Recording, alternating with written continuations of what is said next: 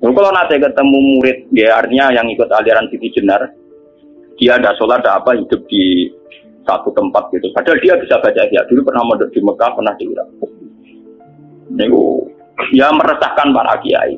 Kemudian sebagian mereka minta saya suruh ketemu. Ya walhasil kalau ketemu pertama gitu. Jadi harus bah. Tapi zaman roh jenengku terperata arani muka sapa. Dia biasa mawon. Kalau lara usah kenal jenengan, dia kenal. Jadi di pulau biasa mawon. Kita punya trauma, entah itu fiktif, entah nyata, entah apalah. Kita punya trauma kasus Siti Jenar. Orang yang mendalami la ilaha illallah secara intensif, ya, entah itu disebut kalimat sodo, bosuluk, boseloko, mbah kono pokoknya. Orang yang memahami la ilaha illallah secara intensif, itu pasti menuju ilmu hakikat.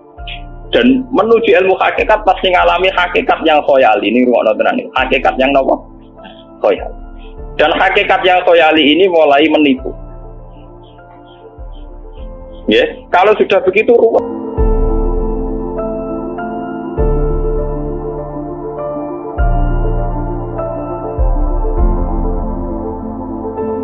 Kita punya trauma, entah itu fiktif, entah nyata, entah apalah. Kita punya trauma kasus Siti Jenar. Orang yang mendalami la ilaha illallah secara intensif, ya, entah itu disebut kalimat sodo, bosuluk, boseloko, mbah kono pokoknya. Orang yang memahami la ilaha illallah secara intensif, itu pasti menuju ilmu hakikat. Dan menuju ilmu hakikat pasti ngalami hakikat yang khoyali. Ini ruang tenan ini. Hakikat yang apa? Khoyali. Dan hakikat yang khoyali ini mulai menipu. Ya, kalau sudah begitu ruwet. Misalnya ngeten ya. Ketika kulon moco nggih diskusi ini utai perdebatannya kali jago bejo Jenar. Saat itu ada Sunan Bonang juga. Kamu sujud pakai apa kali jaga? Ya pakai jasad. Dari Siti Jenar. Daging kamu itu hanya onggokan daging. Nanti itu jadi bangkai. Dan setelah jadi bangkai itu habis. Kamu nanti ditulis Tuhan tidak termasuk yang sujud. Kebuat yang gue sujud itu bentek.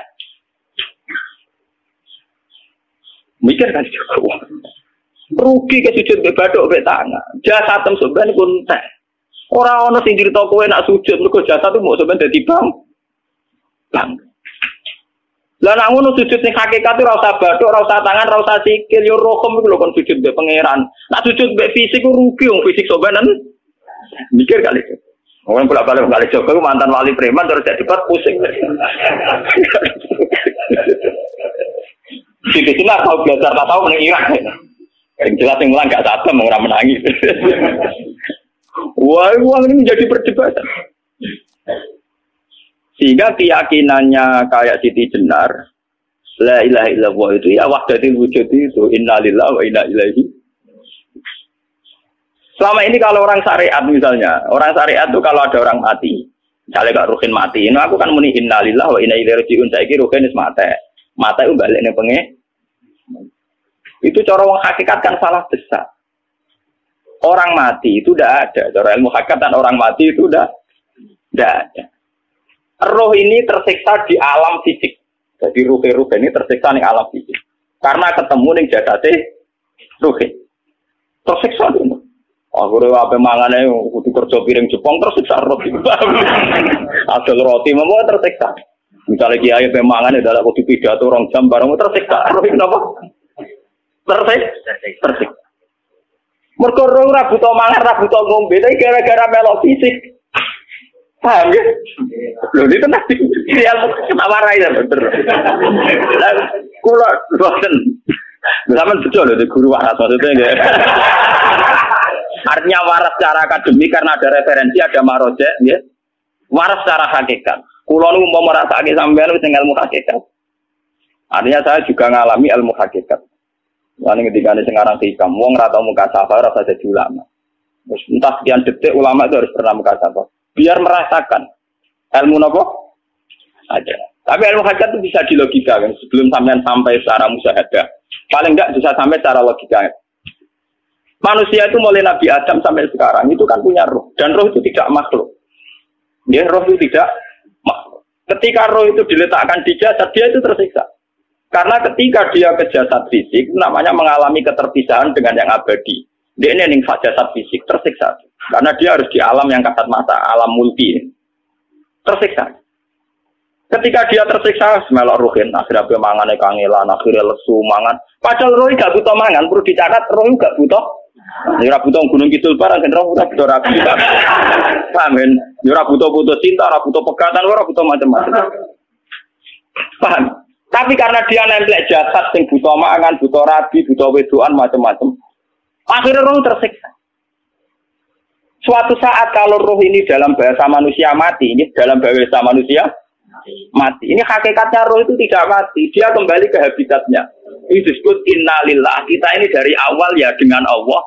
Wa inna ilaihi juga kemudian nanti kita pasti kembali ke Allah. Dan itu diyakini betul oleh orang wahdatul wujud. Jadi kalau roh mati itu ya tidak ada mati.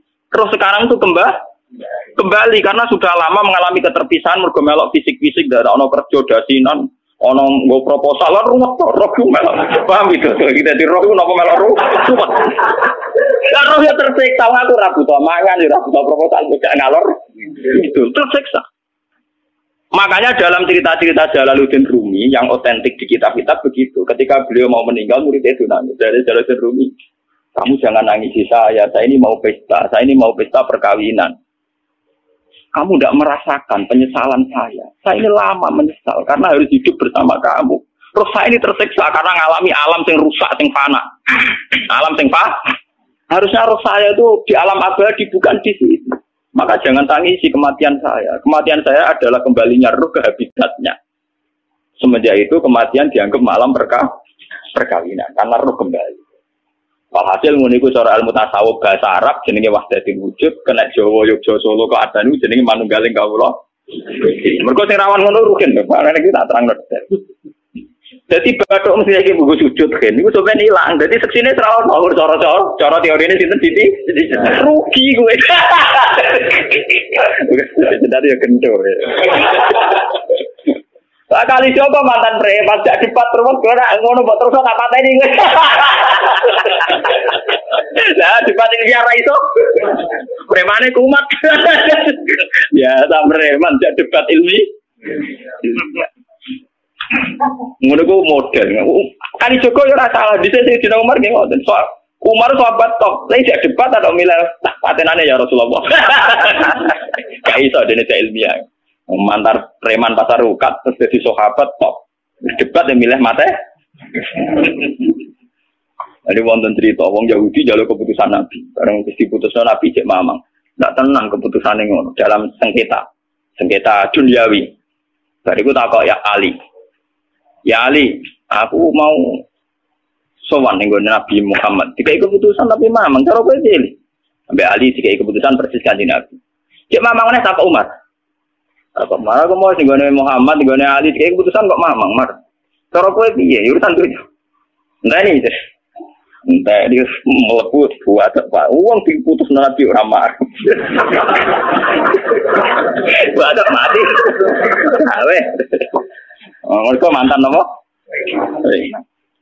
Cara mantan intelektual kan ya wajar nggak uji kok percaya Nabi. Kan bareng cara Ali ya gak percaya wis kandhani. Ora percaya ali tenan. Lah ora apa patene. Ya wajar wong Yahudi kok percaya Nabi, nak percaya ora gitu Yahudi Muslim. Lah ali itu Gusdur. Ada Gusdur ra beda piye tentang ali nyen ngoten watake ngoten. Nasibe padha. Ali itu ilmuwan yang jadi presiden gak sukses. Sing niru Gusdur.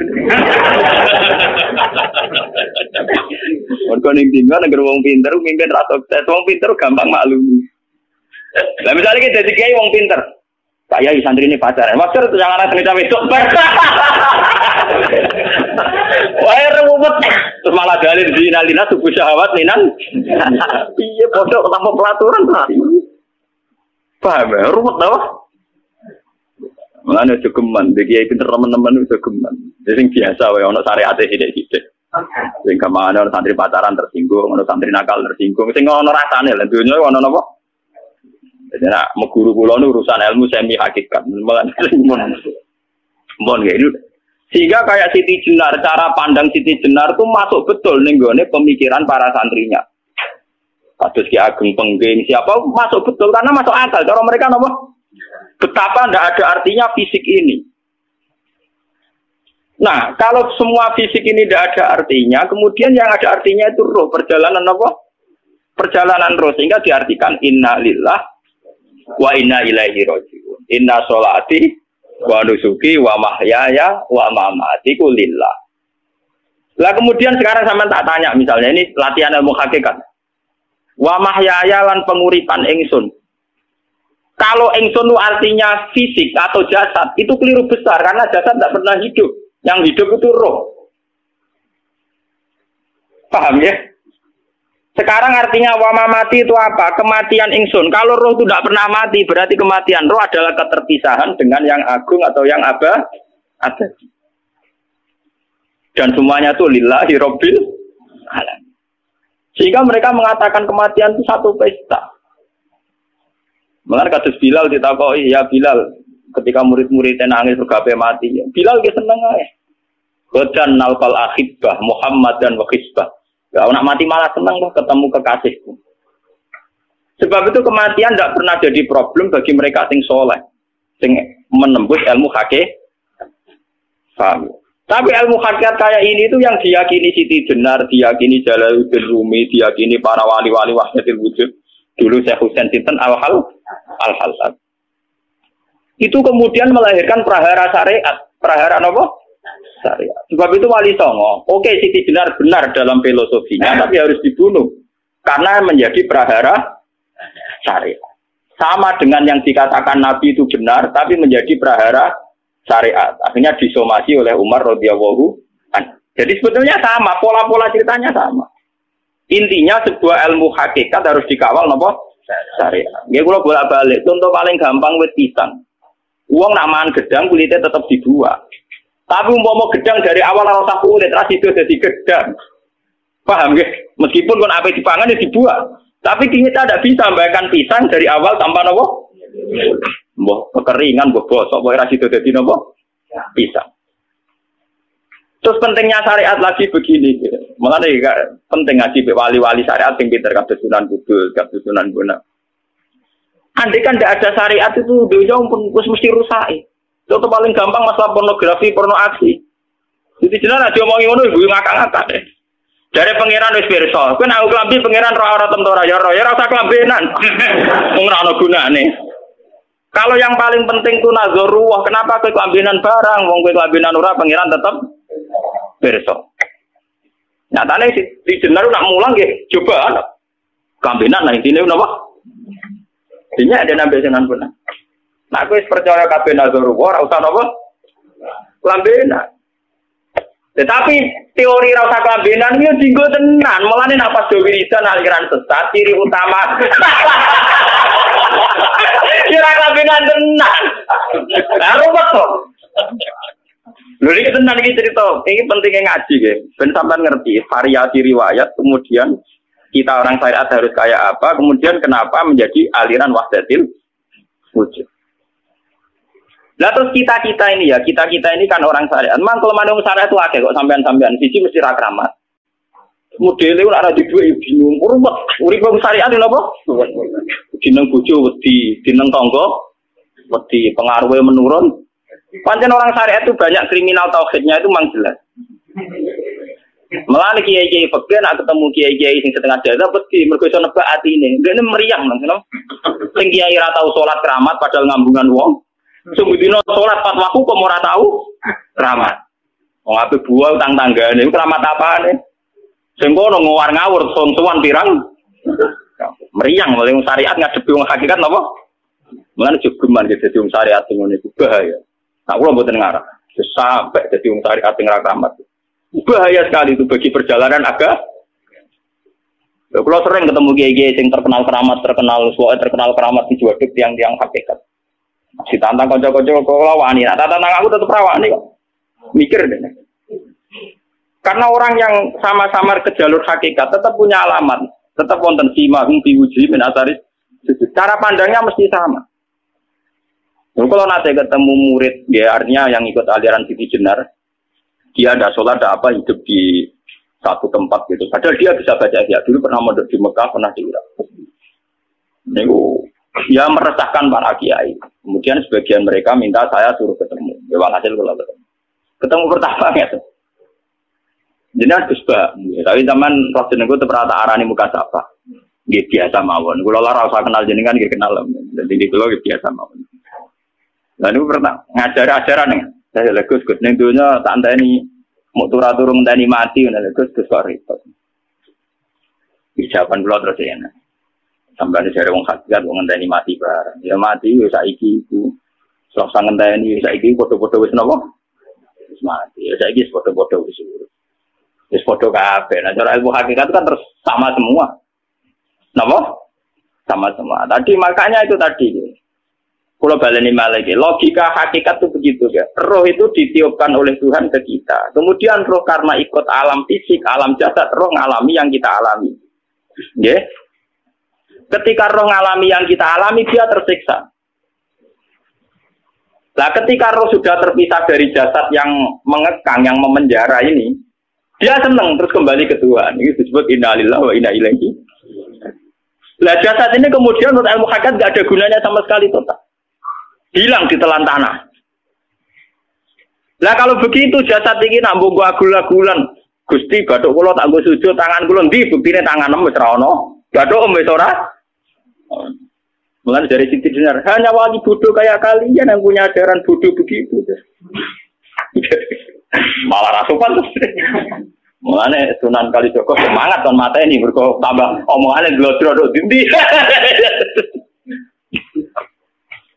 Tapi yang nggak disadari Siti Jenar yaitu tadi. Inti dari ilmu hakikat itu kan tunduk sama kersane Tuhan. Kalau sudah tunduk pada kersane Tuhan, kalau kersane Tuhan roh kita harus di jasad. Dan wujud jasad kita ini juga karena kehendak Tuhan. Kenapa yang wujudnya jasad yang karena kehendak Tuhan engkau ingkari? Sementara wujudnya roh tidak kamu ingkari. Toh wujudnya jasad ya bi iradatillah wa bi masyiatillah. Wujudnya roh ya bi wujudi bi masyiatillah wa iro. Harusnya fungsi jasad juga harus kamu akui toh Siti Jenar. Wong sekarang kita punya jasad ya bukan karena kita, karena kehendak Allah. Kenapa kamu ingkari? Berarti kamu mengingkari kehendak meneng Siti Jenar.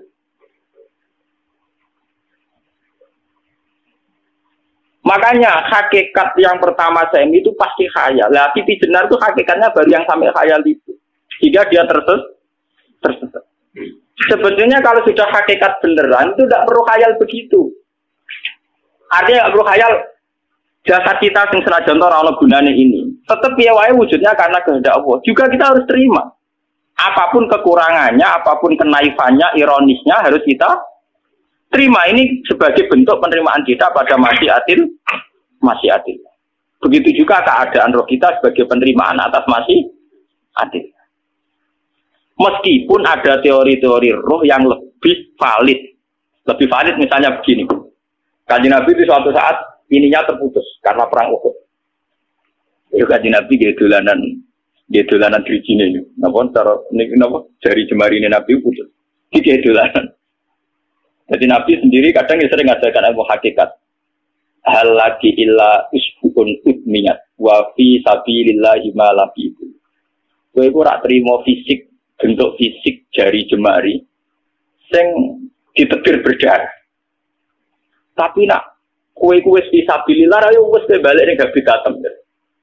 Jika kenapa para sahabat itu ketika dicincang, ketika putus tangannya, putus kakinya, sahabat yang usul ke ilmu hakikat itu malah senang. Karena jasad kita ini kan ila sabilillah menuju jalan Tuhan. Sekali dia sudah terluka fisabilillah itu sudah menemukan formatnya. Cara teori Cina bisa menemukan formasinya. Paham gitu? Orang kok malah ngeluh itu berarti goblok nak ngeluh, paham tak? Paham ini apa? Jadi, makanya Nabi ngertikan ya itu sudah ketemu formatnya.